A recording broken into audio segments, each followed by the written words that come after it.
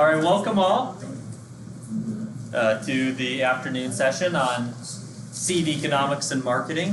This is going to be an opportunity to hear from some farmers about how they have incorporated seed into their farm enterprises, ways that it's working for them, ways that's not. So the basic layout of the session is I'm going to start with just a brief overview of some different seed markets, but we're going to hear more from our panelists, and then panelists are going to have a chance to introduce themselves and their farms. Then I've got a few questions for them, and then if all of you have questions for them, we'll have a conversation. So my name's Jared Zeisler with Organic Seed Alliance, and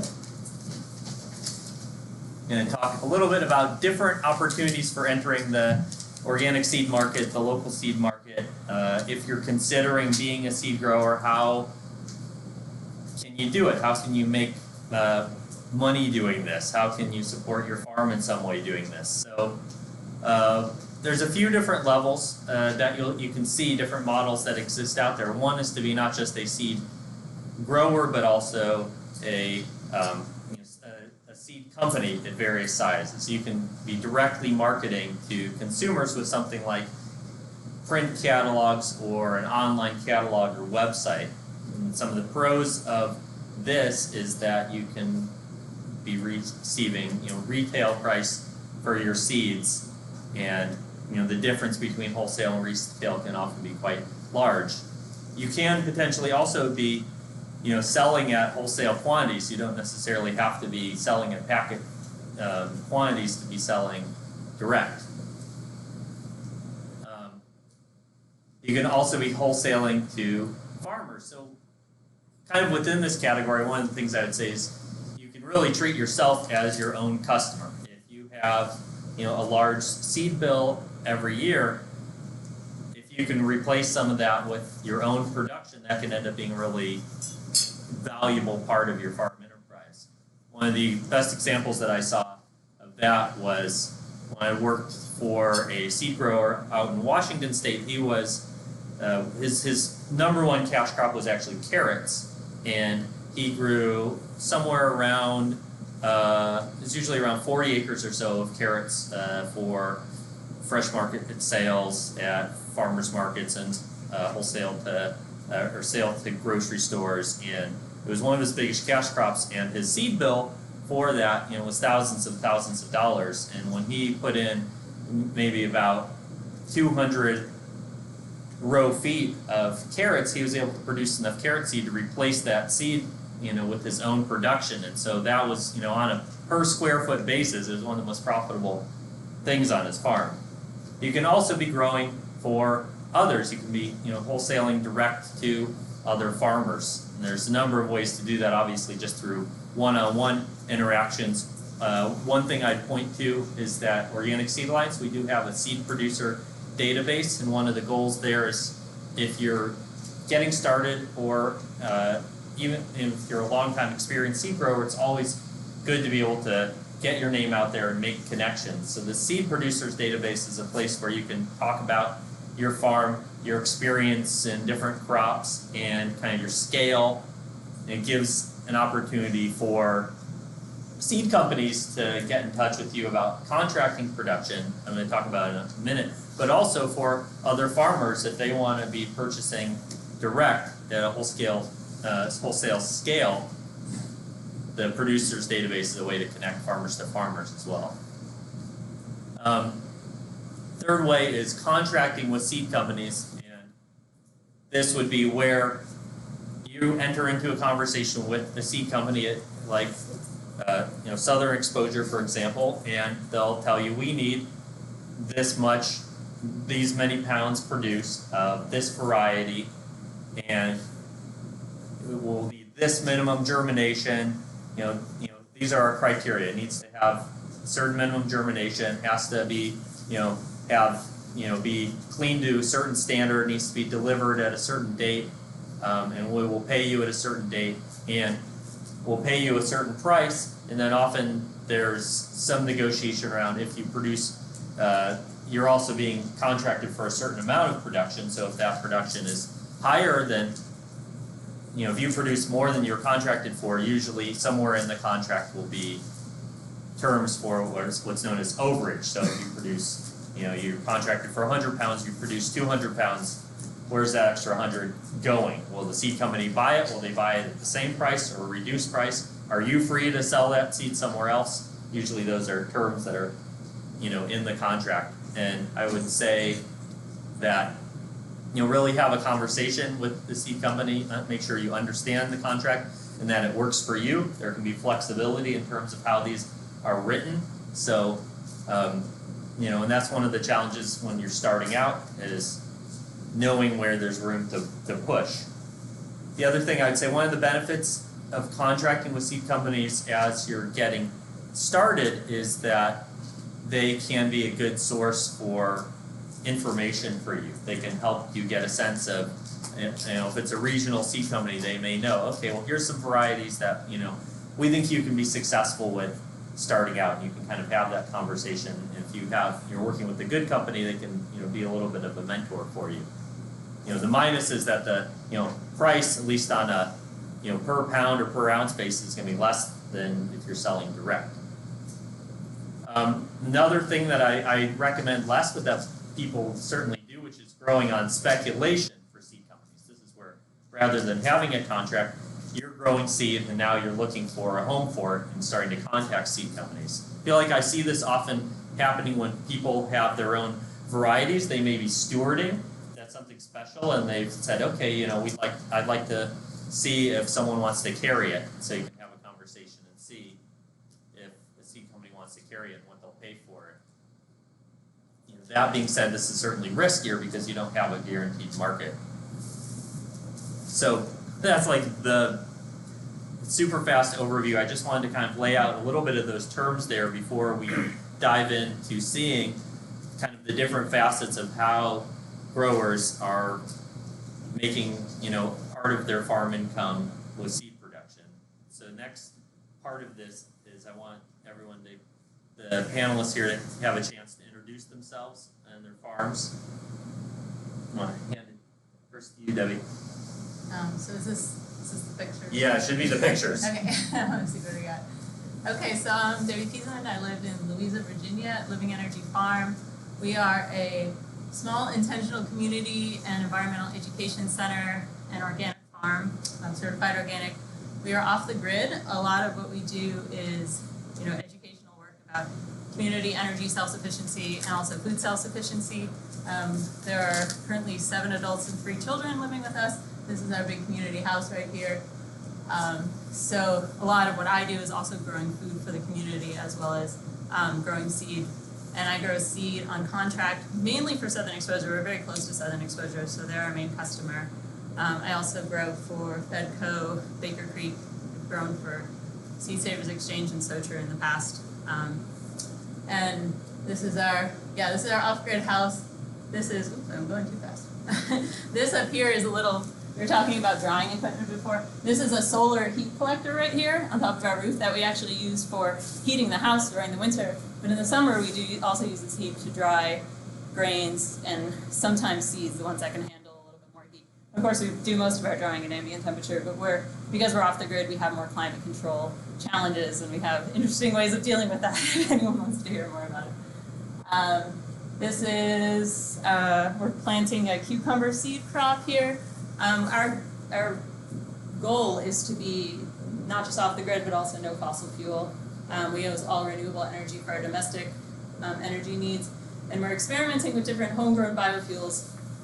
This is a wood gas tractor that kind of sort of worked. Right now we're working on turpentine, so that takes a little bit. But you can see kind of the scale of our operation here. We have mostly one-row equipment that we're using. We do have a heavier tractor for primary tillage, and we're starting to experiment more with limited tillage and no-till as well.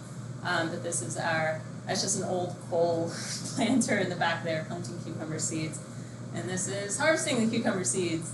So seed growing is nice. It has some advantages over market growing because you don't have to do season extension, you don't have to do succession planting, so that saves a lot of labor. But because you have all this crop coming in at once, if you're a small group, you get pretty overwhelmed with work in the harvest season, August and September.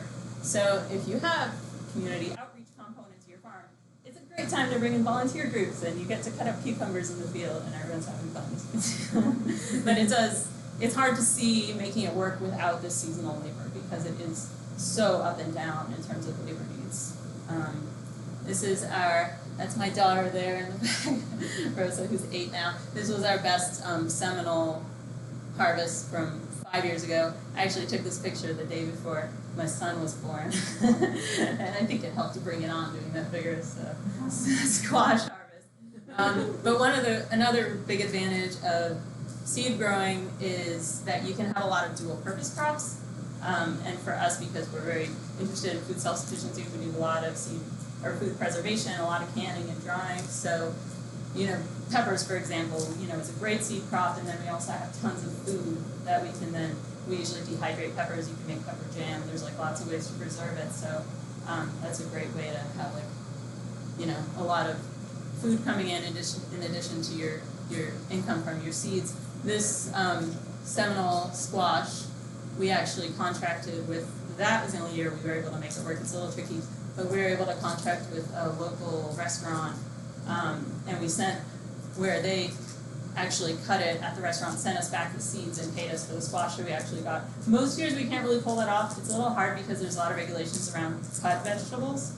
You can't cut something at home and then send it to a restaurant. It has to be cut in the restaurant to be hygienic. So you really need to trust that these people are going to take care of your seeds, not mix it in with other varieties, not cut through the seeds themselves. It's a little bit harder to cut it for a seed than if you're just chopping it up in a restaurant. So, but we really knew them. We knew they'd be careful. So this was a great double dipping crop this year. This is our drying seed setup. It's so hard to get a not blurry picture. So anyway, this is okra in the foreground, and then beans in the background. But this is our drying barn. We do our dry seeded crops just on hardware cloth shelves in a drying barn. So it's pretty small scale. We don't need huge amounts of drying space, and a lot of we do have forced air for the wet process seed crops, because you're getting them wet, you have to dry them down quickly. We're able to use kind of ambient temperatures and natural ventilation to dry down things like the beans and the okra and the corn. We don't do corn in the barn because we have rodent protected spaces for that. The rodents don't care about the beans and the okra stuff. This is our corn processing.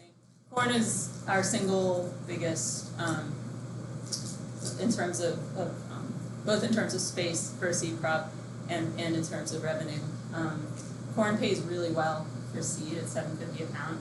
And basically what I've been told is that the seed companies are paying for your GMO isolation, and we're really lucky that we have a GMO isolation. Not everybody does, but if you do have a GMO isolation and you have the equipment to grow field corn, it's really easy and it's good money, and it doesn't take a whole lot of work. You just get a crew together for kind of the final shelling and all that. We get a crew together for the hoe. There's a few things that we need a crew, but for the most part, you just kind of let it do its thing. It's pretty easy, and it does pay. Usually corn is just not practical on a small scale, but for seed it is. So that's one of our favorites. So yeah, our big ones are corn, okra, nightshade family. We do a lot in cucurbit family. We do a lot, and sometimes we dabble in, sunflowers or sorghum. There's a lot of little things that we do from time to time, but those are our most reliable and best producers. Oh, and we're getting a little bit into small grains. And this is our little combine that we imported from China. It's so cute and small, and that's my husband running it right there. So that's another thing where we're not currently doing it for seed. We're kind of doing it for our own consumption, but we're trying to scale that up. And we could be doing it for seed at some point. But yeah, we're very interested in small to mid-scale equipment and what was useful at that scale, and that's one thing we. This one was the cheapest one we could find, and with shipping and stuff, it came in at around $2,000. But it is cheap. And if you talk to the walk behind tractor people and at the end of the hall, I can't remember the name of the company, they'll tell you that these are terrible machines and they waste a lot of the seed. To be honest, we haven't noticed that, so that there's a whole lot of waste. But it is pretty hard to operate. It's very top heavy, so it's a little bit difficult to operate, but it is you know, it was fairly cheap, and for us, you know, you can get like a Alice Chalmers all crop or something for a similar price if you get it used, but then we'd have to, it's so big for our scale, you know, that just moving it around the field would be really hard, and we lose lots of turnaround, you know, we just don't have a place to store it, that sort of thing. How is that powered? That is gasoline powered. We are not off fossil fuels yet, but yeah, it also came without the motor, so we had to put a motor on it. That's part of why it was cheap, I guess. But yeah, they told me when I was talking to them about these small combines that the Japanese made ones were much better quality. I mean, it's cheap Chinese equipment. Like my husband is looking at it and it's like, man, this weld is shoddy, and you know, but we've been running it for 2 years. We're doing it for third year. Next year will be our third year. So for our scale, for the amount that we're doing, it's pretty cool, and maybe we'll think about upgrading at some point. But it makes a lot more sense than with larger scale equipment for us.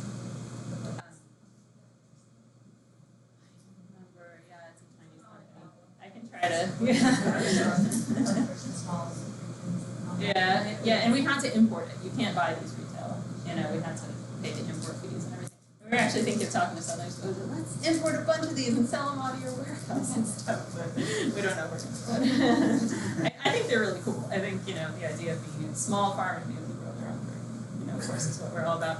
Anyway, this is one picture of one of our fields, because I was talking a little bit about my no-till experiments of doing, you know, that's like, I just had broadcasted some, you can kind of see it coming up down at the bottom. That's some rye cover crop that I broadcasted right on. It had been beans, and then I broadcasted it into buckwheat, and now it's going into winter cover. That's some winter kill cow peas that I also just put directly into rye, and some sorghum in the back, and that's, anyway. But this is kind of off topic for seed production, but I like to talk about that. I think that's my last slide. I'm Grohsgal, Grohsgal Organic Farm. I'm much more of a genetic manager and breeder than I am a seed saver. In the sense of our farm saves hundreds of pounds of brassica seed each year, but we use it on our own farm. We do a lot of genetic work. I only have 2 pictures here. Tomorrow, at the last session, midday, I guess, I'll be speaking on breeding crops for resilience to climate change with a boatload more pictures, which is my hit for events. Was that good? This is Abby. Abby is one of our best genetic managers and workers. She is just holding the late harvest tomato seed, a small subset of what we grow. I've been breeding tomatoes since 1992 or 3. These are 100% septoria tolerant, verticillium tolerant, fusarium tolerant, or resistant, and tobacco mosaic virus has not been a problem in 15 years. So we do recurrent mass selection. I'm a firm believer in recurrent mass selection, and I'm embarrassed to admit it, but in previous presentations at conferences like this, when I've dissed and said nasty things about hybridization, when I counted for Jared the number of times we've done a hybrid step before our recurrent mass selection, I was severely embarrassed. We've done a hybridization step 50% of the time. So to capture hybrid vigor, I and my crew, my better crew like Abby, have actually done a hybridization step and then gone right into dehybridizing for recurrent mass selection. So that's Abby holding late harvest tomatoes. They're more valuable because they made it through horrible conditions. A June that was too wet, this year, a June that was too wet, a summer that was steamy hot and dry. And again, if you've been breeding the same gene line since 92 or 2000 or 2010, you've gone through a lot of cycles of nastiness. And this is Tessa's current tomato. First bred in 96 or 97. I named it for my grandmother. It's a land race like most of the stuff we grow. It's a really prolific current tomato. And that's my last slide, because I just love naming things after my grandmother if I was the breeder. So our farm, again, depends, most of our production is for market. We're a market farm, and we do CSA, we do wholesale, and we do farmers markets. The reason we raise seed are not the royalties that Fedco pays us. Fedco is our dominant seed, the seed company we sell our genetics through. We have some of the best cold hardy brassica seed out there, though it's a limited line. We really raise the seed for ourselves. Because we're a fairly large farm, and I can't buy seed as good as we can. So we're in Maryland. We're zone 7B most of the time. 2 winters ago, we got down to effective zone 6. But we also only have 3 greenhouses. The farm is over 100 acres. We only have 3 greenhouses, and I stopped heating them 12, 15 years ago to decrease the carbon footprint. We have 25 acres of open field winter production, and I don't mean the shoulder seasons. I mean January, February, March. And in our region, many people are going into greenhouse production, and I just love it when we get real cold weather blowing out of Canada, because those people drop out in January, and I'm alone in the marketplace, and I love being alone in the marketplace. Next. My name's Ben Miller. I'm the farm manager at Reedy Farm. I don't think I have any pictures. I didn't send you out. We're a certified organic dairy farm. We started dairying. My grandpa started in 1950. We transitioned over in 2007. And in that process, we started a feed mill.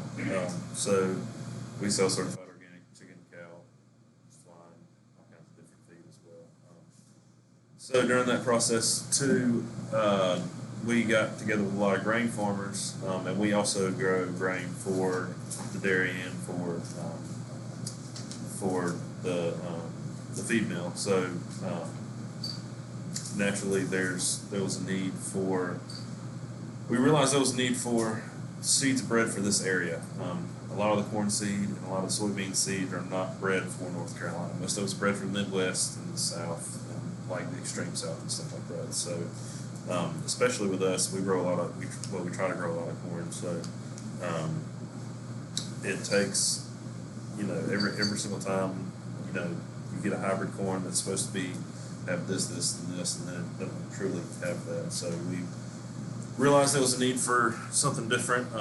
Kelly at Raffy, part of the Density State, they did a lot of research and they came up with a good hybrid corn. It's actually a double cross hybrid, and they came up with 3 new lines of soybean seeds as well. So we started a seed co-op, me and several other farmers, and we do. So right now we're just doing soybeans and corn, and we also are thinking about getting into small grain production once we get some other things figured out and possibly cover crops from there. But we're trying to get what we got now figured out. So. All right, thank you. So I've got a few questions about sort of how seed fits within your farm business. So I guess first question is, what markets have you sold to? Like, and why have you, sold to those markets, and maybe why have you stopped selling to those markets? Or, so these could be, for example, just, producing for yourself, selling, retail, selling to other farmers, selling to seed companies under contract, receiving, breeding royalties. So I guess sort of my question to all of you is, so what markets have you sold to? Why? Kind of compare and contrast, sort of how those decisions have been made. Well, I think we'll just go on a line if it's all right with you guys. It's kind of yours. Starting with you. Right. We used to sell seed dominantly to Fedco, secondarily to Wood Prairie, who does offer some seed, and to Southern Exposure. We used to sell a fair amount of seed, but it was very laborious because we do maternal mass selection every single year. So that means a human being has to harvest each plant from each plant. We don't do combines, and we're mostly brassica seed. Sometime in the last 5-6 years, we started a relationship with Fedco where we provide the foundation seed, and they have their growers, people like Debbie, grow it out, and we get a nice royalty check. And we stopped doing business with seed companies that don't send us royalty checks because it takes a lot of paid labor, and my labor, which is a farmer, is often unpaid, to generate this intellectual property. So for me, it takes so much money to run a farm, and for companies to not pay royalties is truly offensive. Fedco, the checks always come, and I don't have to pester Fedco. So I love raising food for people to eat, but honestly, it's all about our production of food, and the genetics is secondary. I guess a kind of quick follow-up question on that, like how much would you say, I mean, you mentioned a little bit in terms of, you know, some of the benefits of being alone in the market sometimes, like how much would you say your breeding and on-farm seed production has benefited the rest of your farm operation? If I had to, well, we purchase only about of our food crops, not our cover crops, where I buy 100%. Our food crops, we're producing approximately 85 to 90% of our food crop seed. We don't raise we don't produce seed of Roma tomatoes.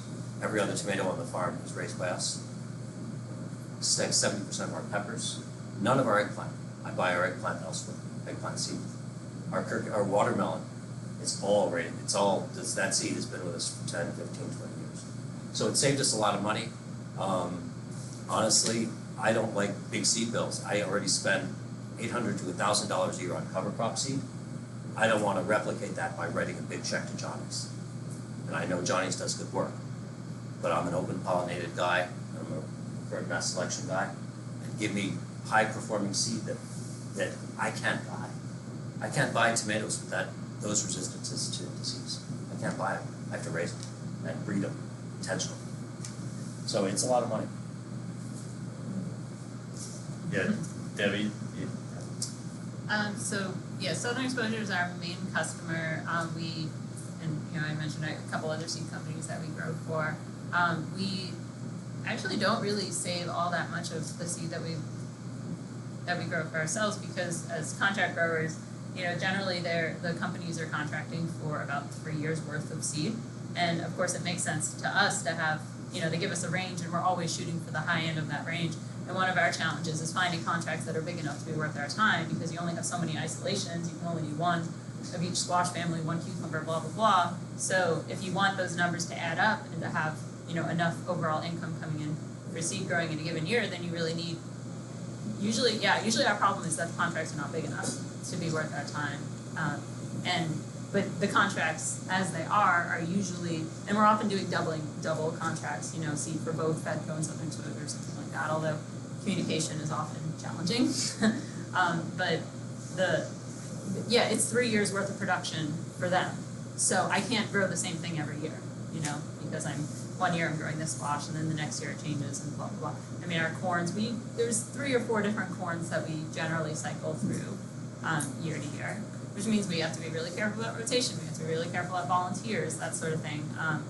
Squashes love to volunteer on compost piles, and that's kind of a problem for us because we're not growing Seminole next year, we're growing something else, so we can't have those seeds volunteer. Even just at like little corners of the farm, it's often been a problem that someone drops a squash seed and then I go back, oh my gosh, it's flowering already. I think what you're talking about, what other markets are selling to? Or other ways that sort of seed has helped your farm, and economically, whether it's producing for yourself or. Right. I think the dual purpose is a big deal for us. Often the dual purpose is not necessarily that you're getting food out of the same fruit, but you might be, we want to grow an okra to eat. We'll just grow a little extra and keep it cut really hard and let the rest of it go to seed and get our seed from that. So, you're saving on all that field management and everything. You're just doing that all together, so it saves on a lot of labor as opposed to, growing all these separately for, and sometimes we do dabble a little bit in marketing the vegetables, but that's just not our main focus because we don't have the equipment for refrigeration and that sort of thing for doing marketing vegetables on a larger scale. So Ben, I'm curious, like for yourself and for the co-op, kind of like, what's where you're kind of selling to now, and like, or how much is it kind of personally benefiting by being able to replace some of the seed that you're using, and maybe where are you projecting into the future for it? So right now, currently on our farm, we produce, I just do the double cross hybrid of the corn. I'm only one person, and detailing the corn is pretty intense. So I can only grow about enough for us to use every year. So I would like for that to grow bigger into where eventually we'll have enough to be able to sell, especially if we can grow with other farmers and a few things like that. Because I feel like there's a greater margin there to make a little more money on the corn rather than the soybeans. But there's also more risk with growing corn than soybeans, I feel like, too. So you kind of have to pay attention to that. So that's kind of where we're at with the corn. Soybeans, we're selling enough or we're producing enough right now to actually sell a good bit. We've been selling mostly wholesale to either other retailers or straight to, I don't know if we've sold any straight to farmers or not. A couple, yeah. So, but it's all been wholesale sales for that. So, but it is really nice to be able to grow your own. I know it's, especially with my situation with the corn, it's really nice to be able to grow something that you know exactly where it came from and how it's going to do on your land. That's made for where you're trying to grow. So that's really nice. Thanks. My second question for all of you, I guess, is what have been some of the biggest economic challenges around seed production and sales? So these can both be in terms of like production risks or challenges bringing stuff to market, getting paid for it. I guess we can go in the same order. That's all right. Let's skip it up. Okay, all right. Okay, let's skip it up. Debbie, start. Okay. Well, that's what I was going to cycle. So me first? Sure. The biggest economic challenge for me personally is the labor part. Having time to do everything that I need to make sure that you're producing a good crop of seed. If I miss a tassel, then that's 10 square feet of corn that I don't get to sell and that I don't have anymore. So it's time to spin the details and things. Getting everything else together hasn't been too bad. One of the other biggest challenges is forming the seed co-op that we've started.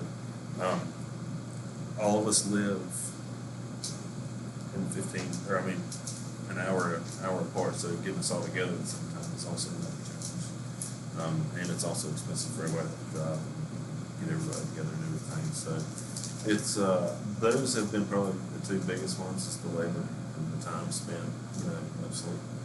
As far as money-wise, there are some other startup costs.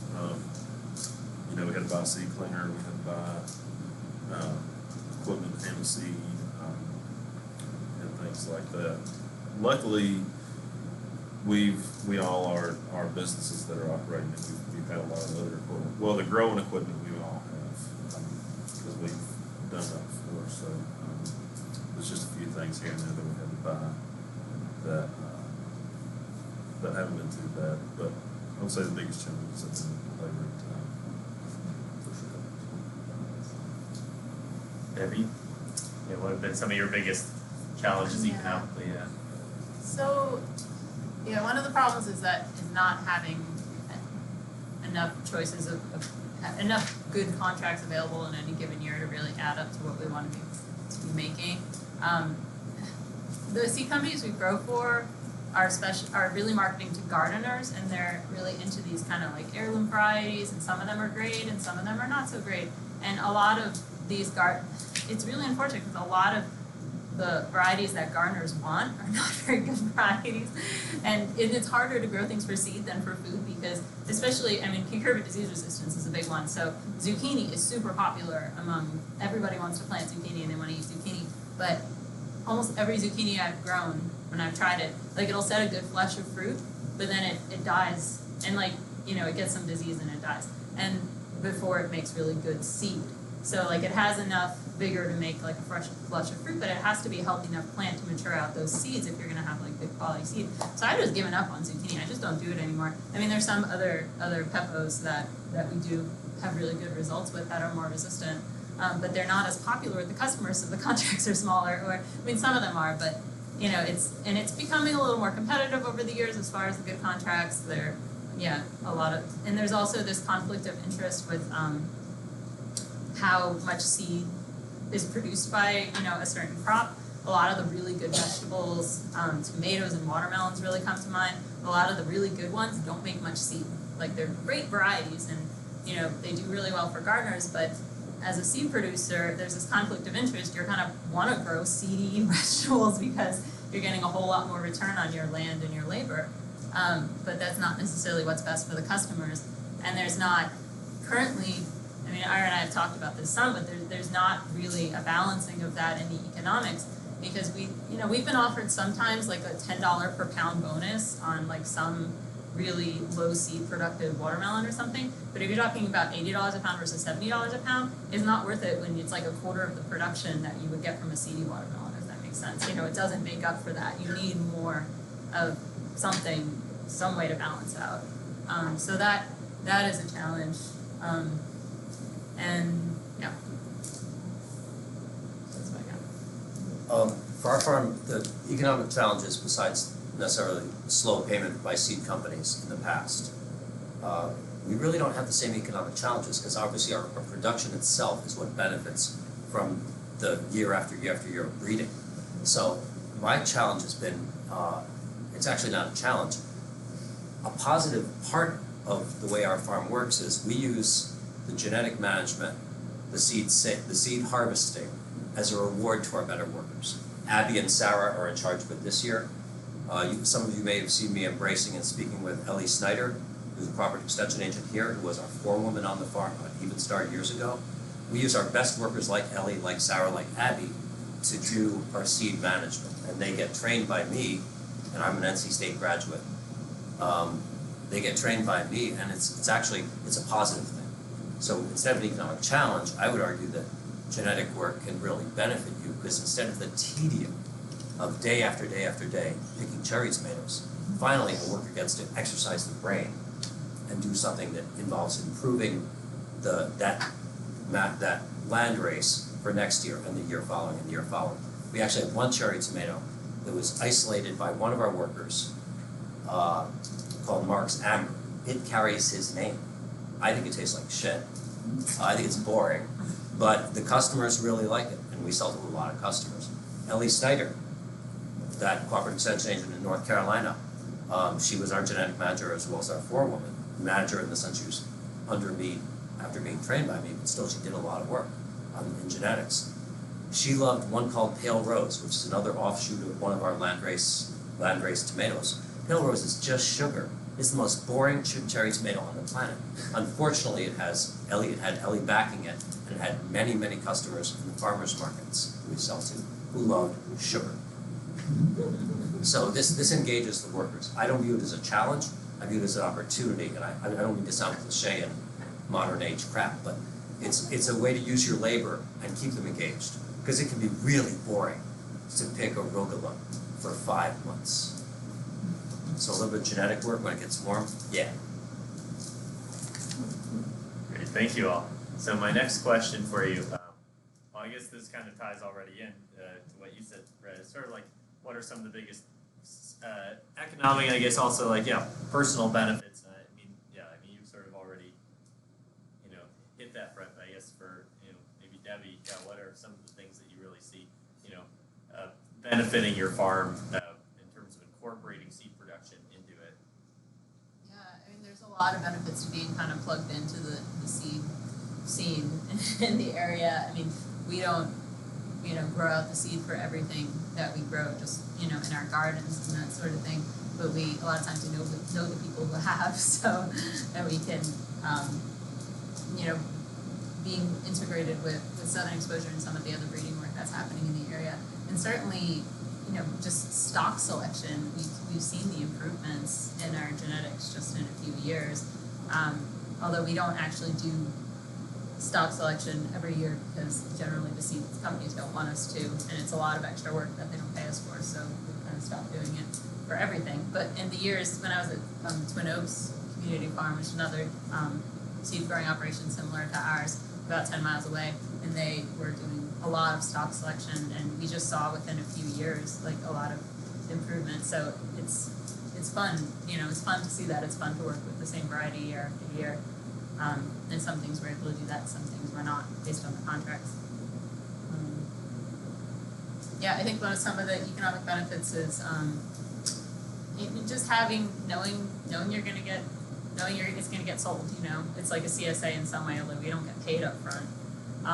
Of just exactly how much to grow. Generally, we're not putting in a whole lot more labor or land into a crop than we're not like a market garden where you might end up bringing home a bunch of produce that's just gonna rot in the walk-in. We know that the seed that we're processing is gonna get sold, so that we can be a lot more efficient and tight with how we use our resources. Yeah. You can say something. No. So, I mean, especially for grain farming, anytime that you can add, $15 to $20 a bushel onto your price, it's really nice. So that's definitely an advantage. There is a lot more labor that comes with it, but at the same time, the price point at which you can sell some of the seeds is definitely one advantage to it. The biggest advantage for me may not be an economical advantage, is the satisfaction of knowing that you've produced what is carrying you. You've started the seed and you've grown it, and now that it's all coming to an end when you grow it, and then you have a successful crop off of something that you've bred and grown and made something with. It's really satisfying, and really it's really neat to do that. So some of the other benefits, just having a crop that, like I said before, that is bred for your location, especially with corn and stuff like that, is so important. So you also have a better yielding crop, a better, healthier plant, healthier situation, so it all just works out better. Great, yeah. So, I guess a question here, kind of looking to the future, like, are there ways in which you might imagine, being better supported in your breeding efforts and in your seed production? Are there systems that would, make it easier for you to be able to do this work? Yeah. Yeah, this is really a problem for us. We're facing, our region, and especially you folks, and further down to Florida, are facing more and more waves of pests that are reproducing possibly faster. You're facing new diseases, you're facing new insect pests. For me, I would go bigger than what supports better regional breeding and seed production into what supports general certified organic or some similar production that minimizes spraying. We have insect pests we haven't seen before. I would like to see at the state level in Maryland, which is a pathetic request because we don't have a state that backs anything except broilers. But at least at the national level, I would like to see more research into, if not organic, then at least more benign chemical or biotic controls of fungal pests, bacterial pests, pathogens, and insect pests. We've lost our tomatillo crop 3 years in a row because of Lepidoptera larvae. We're relying on the private sector to help organic growers. That's bullshit. The conventional crowd has more support than most nations have budgets. So I'd like to see more help for organic farming in general, and that'll boil down to the regional systems. But right now, I could not raise a tomatillo crop worth a damn for seed. We're not saving seed of our own tomatillos anymore. I'm sorry, if I said tomatoes, I should have said tomatillos. Our tomatoes kick ass. But tomatillos, I've grown tomatillos for 25 years. Not in the last 3 years. So that's how I would support more regional breeding and support more generalized vegetable production in the organic world. Which ones? What insects are? Armyworm and their ilk. We have 2 species of armyworm where we are, and corn borers, which are they're very good feeders. And inside that husk, there's no amount of spinosad that's going to work, no amount of BT, because the husk that the tomatillo or the husk cherry puts on that protects them from the spray as high as an organic organism. So we use biotic controls for some of our fungal pests. For most of our pests that we've had, either they're, let's call it pathogens in the microbial world or pests in the insect or mite world, for most of those breeding has been invaluable, our breeding. But in in the case of some things, there's a physical protection against a spray, or we don't have the genetics yet, I'm screwed. So, but many conventional growers in our region are complaining the same way. They're saying, relying on the private sector is not doing me any good, I'm still losing too much crop.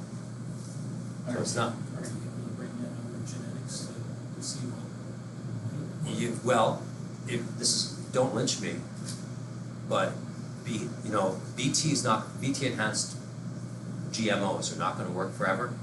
But corn growers are not complaining about Lepidoptera larvae nearly like they used to. They will pretty soon when BT enhanced corn stops being effective. But BT enhanced tomatillo would have saved my tomatillo crop.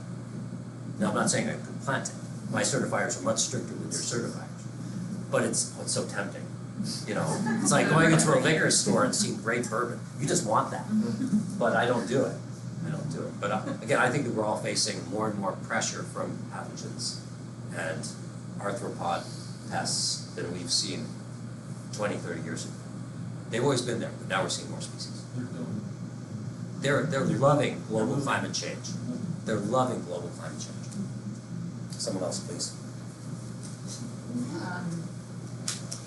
I think a lot of we've been scaling down our business a lot as it's like, okay, this is too difficult, this isn't working, and you can only do that so much.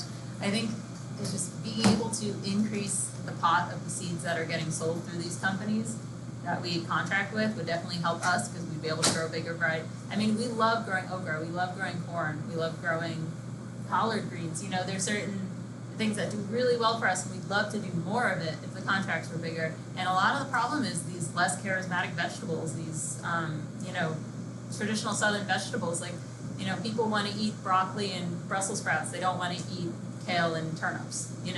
But we can grow kale and or collards and turnips. Not even collards are easier than kale even.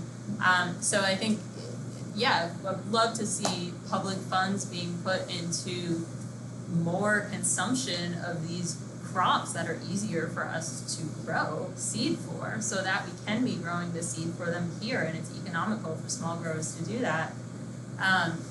One thing that I should have touched on when we were talking about economic challenges is this fact that we, as small regional seed growers, are competing with wholesale seed coming from the West Coast where it doesn't rain all summer, or internationally even, that can be produced so much cheaper, and we're picking by hand. We used to do a lot of lima beans and cowpeas, and now we don't. I mean, we do it for ourselves to eat, but we don't do contracts anymore because it's just not worth the time. Especially in a wet year, we have to harvest so often, and we just don't have the labor for that. So, whereas, the seed companies are like, okay, well, I guess we'll have to buy it from Territorial Seeds, and and they make bigger margins that way. So it's like, again, that like conflict of interest, but then in the end everybody loses because we don't have regionally adapted seed. So I don't know, I mean, public support, some financial support to make it worth it, both for the seed companies to be able to sell more of these seeds and for growers to be able to grow more of it at a better price. I mean, I know right now a lot of the margins are pretty tight for a lot of the seed companies, so but there's so much financial support being put into conventional growing, and so it's just divert some of that into what we all are doing I think would go a long way. I think for me, we haven't been in this business for a really long time, not nearly as long as you know. I think to me one of the biggest things is awareness and education that there are local options, not just that you have to go buy. I know with organic grain growers in North Carolina, a lot of them, like, there was just this disconnect. They just didn't know, nobody knew anybody. And a lot of these organic growers came from the conventional world, and they just didn't communicate with each other quite as much as they probably could. So I think there's sort of a disconnect between the different growers versus the seed producers. And so some way to, like you said, if you can see those funds to start some kind of a seed co-op, or not a co-op, but like a sort of like the swap that happens here and stuff like that. Just ways to get people to know that there are local options instead of just assuming that they have to go here and buy seed online somewhere or something like that. Yeah. This is your question, Brett. Do you want to ask it or should I?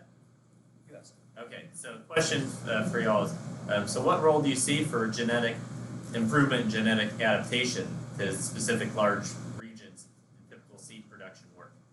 Can selection and genetic improvement occur even when producing large amounts of seed? So kind of, is there a way to find balance between, breeding while trying to make a living growing seed is one way I see that question, right? Yeah, basically, yeah. Yeah, looks like you. Definitely, it's hugely important to be doing selection and genetic improvement, but we have to get paid for it. I'm sorry, there's been many times where I've saved stock and I'm not getting paid extra for it, and then I have to go find the next person, hey, can you use this stock seed I saved and so I think maybe better mechanisms for transferring stock. I mean, I've been told it only needs to happen once every 3 years. It doesn't have to happen every year, but I think it sure helps to do it every year.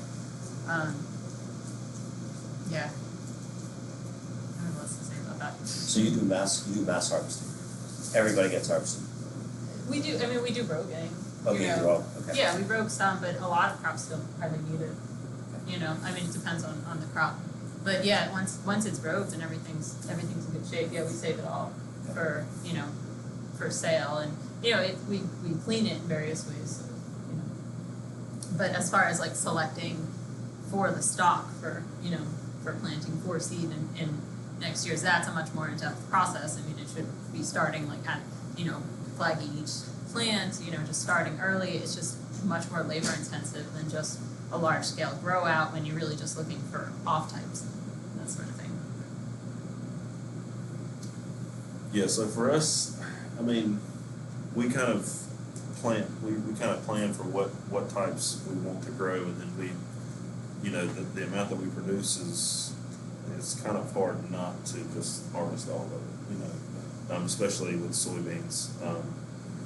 You would have to either leave out just a big chunk of a field, and then you could go back and harvest that for to put in feed or something like that. But with the different varieties that we're producing to sell, we usually end up just harvesting everything. We do with the soybeans. We start a foundation seed every year or every 3 years. So we'll start a foundation seed, and then as it goes back, then we'll go back to foundation seed again. So we kind of go through that again. That'll help bring back new genetics, help bring it back. Hopefully, just kind of depends on how that goes. So. And NC State is providing that foundation seed. Okay. I hope you are grateful to NC State. Oh, we're very grateful. Please. Well, and they've helped us a lot, especially with Major Bill. Yeah, he's a farmer. Yeah, I'm sure. So he's who helped. Graduate student him is who developed our corn for us. So that's what helps us keep us going as much as we have. So they've been very gracious to us. Can you say it again louder? Different. What you said about NC State? So we get foundation seed through from it is from NC State. I mean, it's the varieties that they've helped with. Yeah, so ours was a little different because it started out of an OREI grant, and so we did variety trials and all that, and then selected the best organic farms, and that's what we brought out Yeah. now. So we have like Dr. Carter, Swiggy Brewer, he's actively breeding Major Goodman, the way to get this line out to other farmers, seed companies. Can you speak to the back? I just see some people. Oh, sorry, seed companies were not really interested in the corn line. Yeah. Because most of your corn is grown from the Midwest, because that's, you have corn belt. So in order to get those lines out the door, we had to think outside the box and kind of go back and be like, let's let the farmers produce it, And so NC State and the farmers work closely together to get that out the door and just get the seed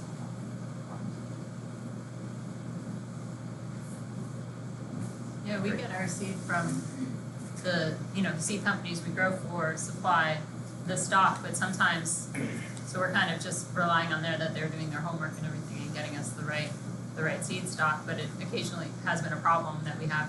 We did Jimmy Nardello's 2 out of the past 4 years, and the first year we had a few hot off types in it. So then we did keep, we broke them out, but we did save that seed and they sold that seed to the customers. But then the next time we grew it, they got some from, like, I think Turtle Tree or something. And we grew out that seed, and that seed didn't have any hot off types. But we don't know where the hot off types came from the first lot that it got, So sometimes the only way to really know is to grow it out, and especially if that's your income is that, the best you can do is kind of rogue it out, but then you still have some contamination from the father genes, and so at that point you just have to go back to some other seed stock that somebody else has somewhere. So it's all kind of, sounds like it's a little more chaotic than like what the university system has going on, and that can sometimes be a problem. Great. I wanted to open this up a little for questions, and also if anyone in the room wants to share a little bit about their experience, if they've produced seed, how they're doing it, what's worked for them and not in terms of making a living. If there's anyone who's selling, direct, through seed packets or anything like that, it'd be interesting to hear your experience with that. So I'd love to hear stories as well as questions for the panelists. But before we open up, I just want to thank all the panelists for participating.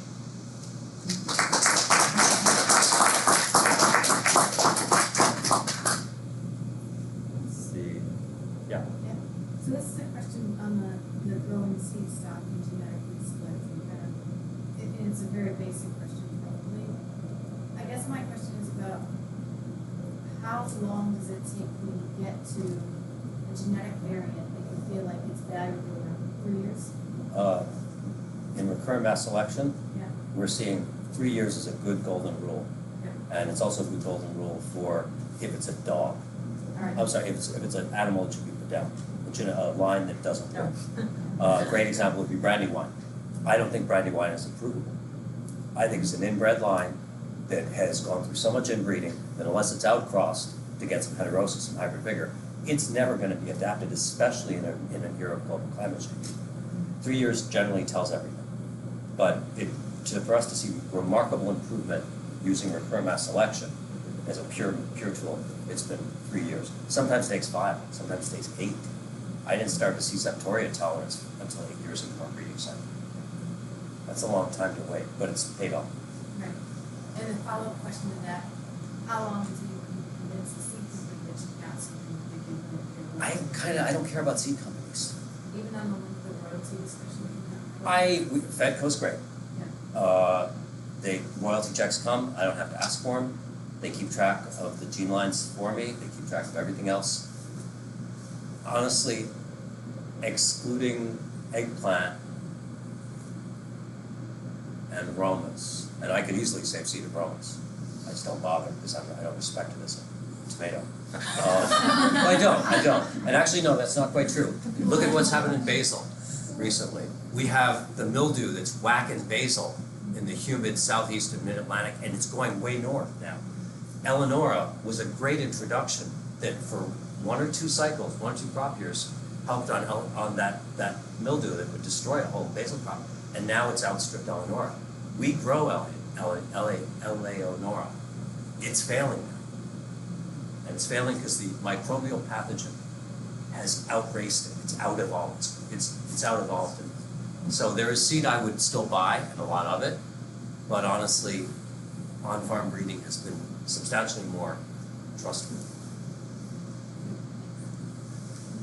I just want to pitch again that if you want to hear more about on-farm plant breeding for climate resilience, Brett's going to be talking along with Michael Mazur tomorrow morning, and I think the second session in the morning. Yeah, one interesting story, when I was at Twin Oaks Seed Farm, we were saving stock from Edisto muskmelon, just based on flavor, nothing else. And in 3 years, we saw an improvement in downy mildew resistance because it's linked to the sweetness. So that was cool. And plus, it's fun to save stock from milk. It's like, okay, I'll taste this one. This is a good one. And does anything taste better than Edison? No, there's no better Trifecta's pretty muskmelon. This is really good. So you know Commonwealth is handing out and still seeds So- at our booth over there. Maybe a little packet. Yeah, I recommend it. Jacob, yeah. Question for Debbie and Brett is, we heard Ben mention it, but what, in a different world where public plant reading was more viral and was happening in a way that's certainly more, I guess is the first part of the question, what is your relationship right now with the public plant reading system in your states, and to what would you like In our states. in your state, yeah?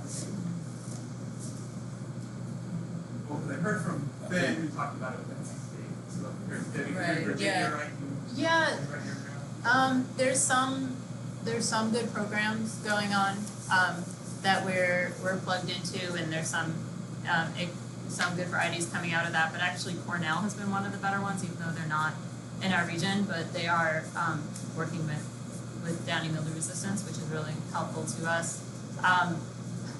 As far as I can tell, there's not a whole lot with small scale vegetable production in terms of the public universities. And if you can tell me somewhere else where that's different. I mean, we were talking about setting up like a trialing breeding network because it doesn't exist for small growers through the university system, with a few exceptions that are working particularly on organic and particularly on diversified vegetable production and not just corn, soybeans.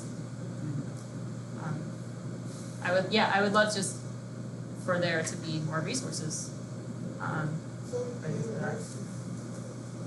Sorry? It takes money, and you're talking about breeders who make a lot of money on patents.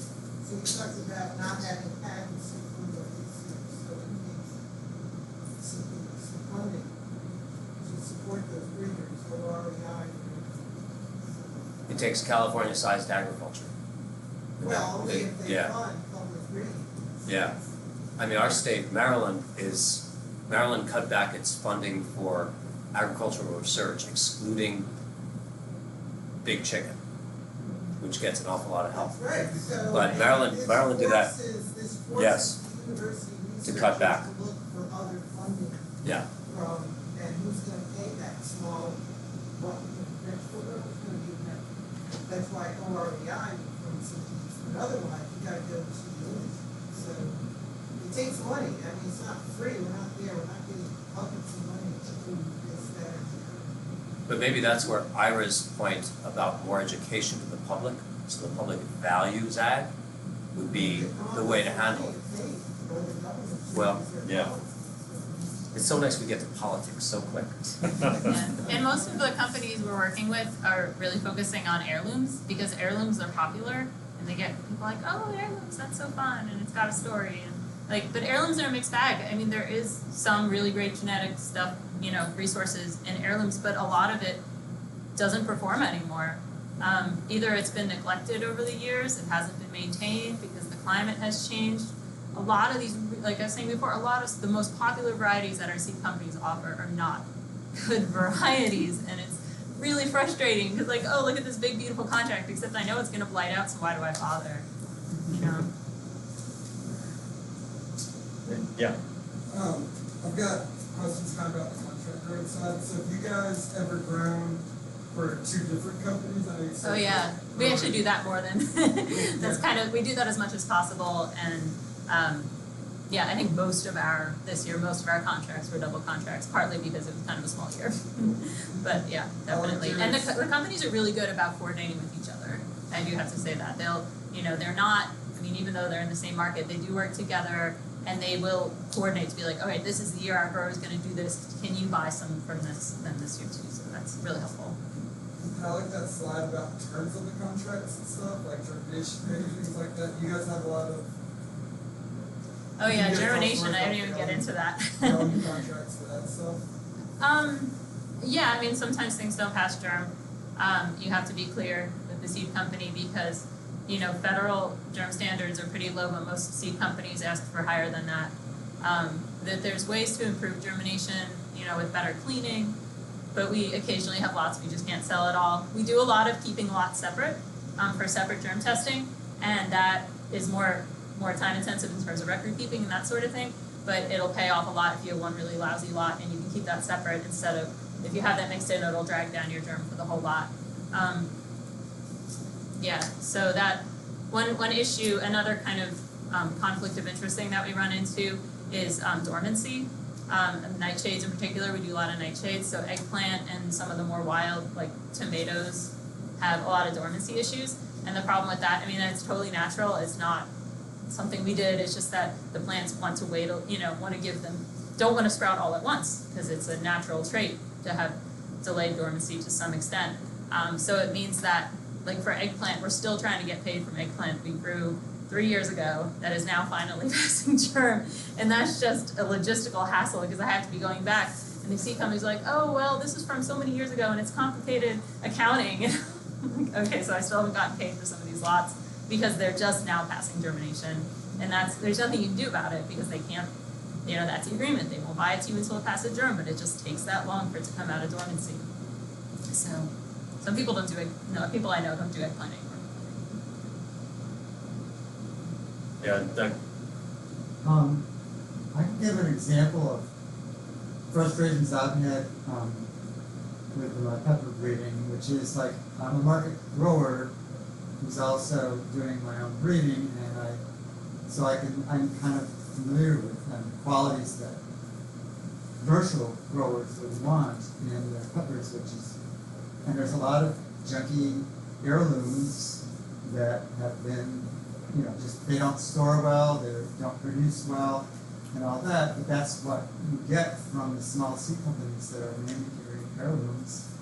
I think perhaps Fedco, Sinico Specker, is a pretty good model because they cater to both growers and gardeners, and so they're going to be looking for varieties that have been bred with market growers in mind, with qualities that are similar to the hybrids but are open pollinated. That's kind of what I'm shooting for. Large fruits, storability, good flavor that isn't being paid attention to by the really big industry at all. But I don't know where I can sell this stuff to get any royalty to pay me for the hundreds or thousands of hours of work that's gone into producing these, because I feel like I'm caught in between. There's just these little companies that are mainly carrying heirlooms, and they don't have, the growers aren't shopping with those little companies. They're going to Johnny's. Johnny's has their own breeding, pepper breeding, so they're not interested in my varieties either, because they're making their money on their hybrids, which are secret genetics that, so they control that, and so they're not interested in my OP.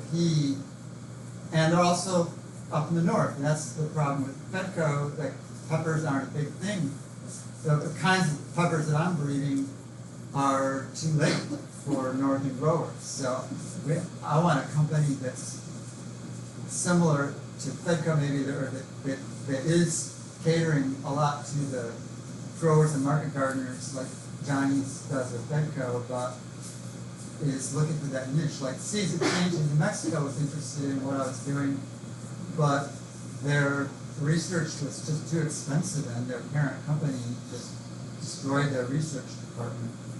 They were owned by the Mars Corporation, and they weren't making enough money. They were trying to do a commercial catalog for commercial growers, but it's just too expensive to jump into that and make this fancy catalog that looked like Bayho Seeds or one of those really glossy catalogs that cater to giant growers, and in the meantime they just weren't making enough money, and so they were, parent company just got rid of the whole project that they were doing. So I'm just like, there's something in there, in between there that's missing, so I can't find a market that pays me for my genetics. Just an example where something could eventually develop. Well, along Thanks, those lines, what are the economics of having a seed company? So, social seed or social exposure, how is it compete with the You wanna make a seed company? That was our idea when we started Commonwealth Seed Growers. I'm like, well, let's just sell these seeds. It's just, when you're marketing to gardeners, you need to turn over so many little packets of seed for it to add up to something. And, it's a challenging thing to get into direct marketing. I've been sitting here listening, and I've been thinking, like, say with, our sweet potato, I mentioned this earlier, person, we sell to gardeners mostly and small orders, and we pass over bigger orders to farmers, and they work directly with him. And that has worked really well for him. He makes more money that way than he does from us. And we don't do farmer, there are various reasons. I mean, literally space is one for that. But I wonder if that same thing of using the large number of people, making it that is about selling, and maybe we won't be that successful, but telling the story of the farmer and having this division where these I guess it would be kind of going in on it together with taking the risk of growing more and having more money, more of that money that comes from those big sales go directly to the farmers. Because, you talk about wanting the bigger contracts, and it wouldn't take a large number of farms buying the varieties, especially if you're selecting varieties that speak to, that says whatever market growers. And it would be within the realm of what it would take to try it wouldn't be that much.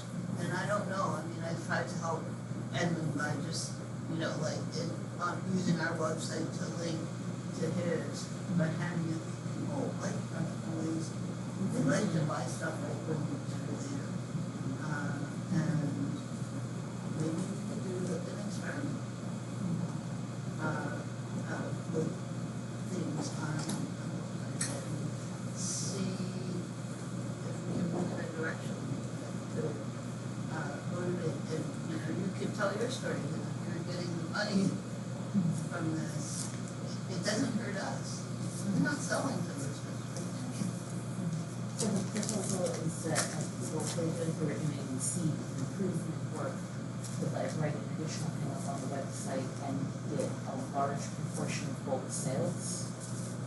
Yeah, if they're buying direct, we have to have some amount, 20% to cover the costs of, picking up more paper real estate and stuff like that, but. So it's like putting it in the catalog, not for Not this year, but next year. not this goal, starting at 80% of people go to our website, Yeah. buying. But it was just kind of a thought of, and you can play with learning something on the internet way cheaper than you can. That's